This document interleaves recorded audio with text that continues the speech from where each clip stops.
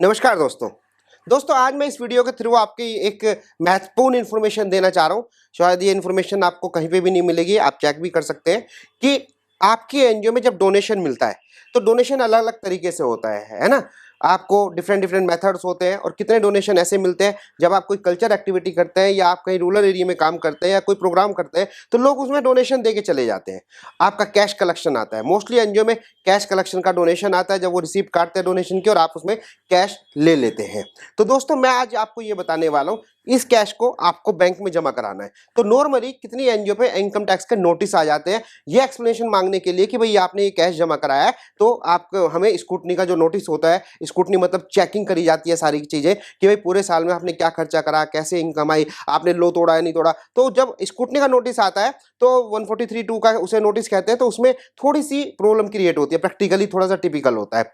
तो मैं आज इस वीडियो के थ्रू ये बताने वाला हूँ कि एनजीओ में कितने बैंक अकाउंट में कितना कैश जमा कराया जाना चाहिए, जहां पे कोई टेंशन नहीं है कि नोटिस नहीं आएगा, और उससे ऊपर जमा कराएंगे तो थोड़ा सा चांस हो सकता है। मैं ये नहीं कह रहा डरने की कोई जरूरत नहीं है, 1% डरने की जरूरत नहीं है। अगर आप कैश जमा करा रहे हैं तो उसका भी सोल्यूशन है, कैसे करें, क्या डॉक्यूमेंट आपको रखने हैं। लेकिन मैं ये बताने वाला हूं कितने अमाउंट जमा कराने के बाद आपको नोटिस आने के चांस रहते हैं, और अगर उसमें आपने इनकम टैक्स की रिटर्न प्रॉपर फाइल करी है तो चांस और कम हो जाते हैं।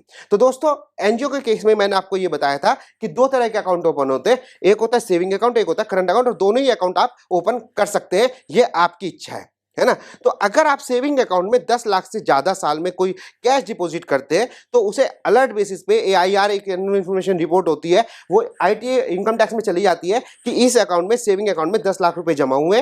तो वहां पे अगर आपने रिटर्न भरी हुई है तो कम चांस होता है, और रिटर्न नहीं भरी हुई तो फिर तो मोस्टली चांस होते हैं कि आपके पास नोटिस आए और आपको फिर एक्सप्लेनेशन देना पड़ेगा कि ये डोनेशन कहां से आया है, किस तरह से आया है, किन लोगों से आया है, और कैसे आपने रिसोर्स क्या है, इसका सोर्स क्या है, ये आपने जमा कराया। अगर आपका करंट अकाउंट है तो उसकी लिमिट जो है 50 लाख है। 50 लाख तक अगर जमा होता है तो आपको कोई टेंशन लेने की जरूरत नहीं है, कैश जमा कर सकते हैं। लेकिन चाहे आप कितना भी कैश जमा करें, आपके पास उसका एक्सप्लेनेशन होना चाहिए कि ये कैश आपके पास कहां से आया है। तो दोस्तों ये थी एक इंफॉर्मेशन कि अगर सेविंग अकाउंट में आप एक लिमिट से ऊपर जमा करते हैं तो आपको नोटिस आ सकता है।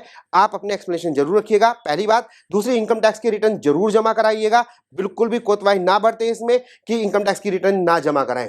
तीसरा, मैं कहता हूं लिमिट से कम भी आपने कैश जमा कराया तो भी उसका एक्सप्लेनेशन, उसकी जो रिटर्न है, जैसे 10BD की रिटर्न जाती है डोनेशन रिसीव करने के बाद, वो जरूर भरें, उसकी इंफॉर्मेशन कंप्लीट रखें। और अगर आपका संस्था एटीजी में रजिस्टर्ड है और आप कैश में डोनेशन लेते हैं तो वो 2000 तक रुपए ही अलाउड होता है, ये मैंने आपको पहले वीडियो में बताया था। लेकिन जैसे ही आप डोनेशन रिसीव करेंगे, आप साल में अपनी जो 10BD की रिटर्न है वो जरूर भरें, और जिनने डोनेशन दिया है उसे डोनेशन का सर्टिफिकेट भी इशू करें।